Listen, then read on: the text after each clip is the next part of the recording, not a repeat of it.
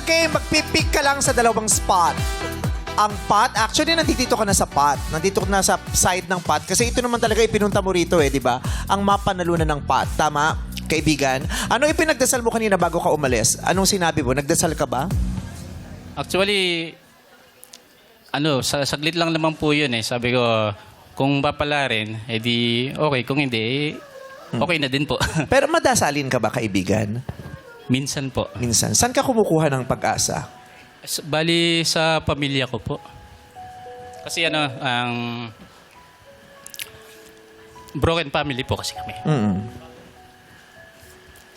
Ano ko Kasi 'di ba yung ang daming nangyayari sa paligid, 'di ba? Tapos yung buhay hindi siya madali, lalo na ngayon, 'di ba? Ang dami nating hinaharap, ang daming nangyayari sa loob ng bahay natin, ang daming nangyayari sa labas ng bahay natin, ang daming nangyayari sa loob ng isip natin, 'di ba? So may mga tao na dasal yung kinakapitan nila para makaraos, 'di ba? Para mairaos sila dun sa pinagdadaanan nila o sa sitwasyon nila. Dasal yung ginagamit nila para lumakas yung loob nila. Dasal yung ginagamit nila para magkapag-asa sila. Since hindi ka kamo masyadong madasalin. At may mga tao namang hindi talaga madasalin. Gusto ko malaman, saan ka kumukuha ng lakas, ng tapang, ng pag-asa? Yun nga po, bali sa nabuo ko pong pamilya kasi ayoko pong mangyari sa mga anak ko yung naranasan ko. Kasi Ano yung naranasan mo? Maaari ko pang malaman. High school graduate pa lang po kasi ako, namuhay na kami kasi parehong nagkapamilya na yung Nagkahiwalay ay yung ang mga magulang pareho po mo. sila may pamilya na. Tapos, Saan ka napunta? Saan side? wala po. Iniiwan po kami sa probinsya. Sa kamag-anak? Hindi rin po halos eh. May sariling bahay po kami doon.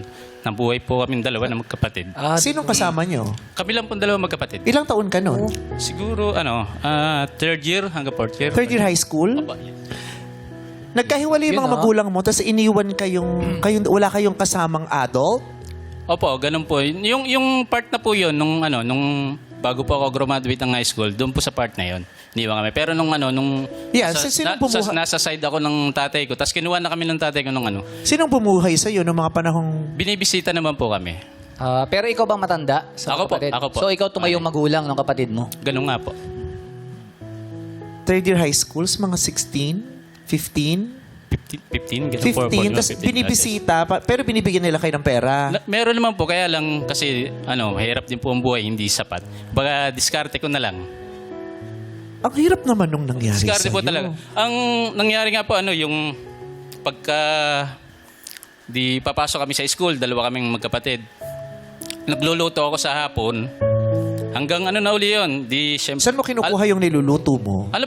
Kasi bundok naman siya eh. So maraming available na mga tapos, pananim. mga yes, ganon. yes, mga pananim yung mga galing din sa may kamag-anak, mangingi Saan lang lugar kami, yan? ganun. Sa Lopez, Quezon po. Paano mo na itaguyod ang buhay mo ngayon?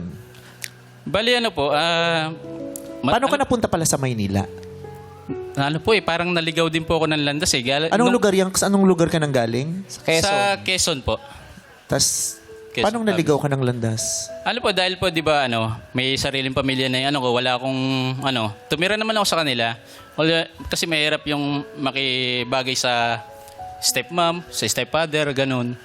Kumbaga, ang ginawa ko, dahil may sarili naman ako at kaya ko naman magtrabaho, nagtrabaho ako, buong buhay ko, trabaho lang ako ng trabaho para makakain ako. Tapos yung kapatid ko, iniwan ko dun sa tatay ko, naglayas ako.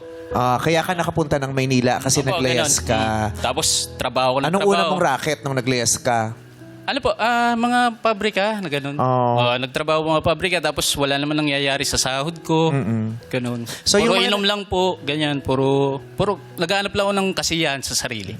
So yung mga naging karanasan mo nung bata ka bilang isang anak, isinusumpa mong hindi mararanasan ng Yes. mga anak mo ngayon. Kaya naman ngayon, Swerte. ubod pagsisikap ang Siya. ginagawa mo. Opo.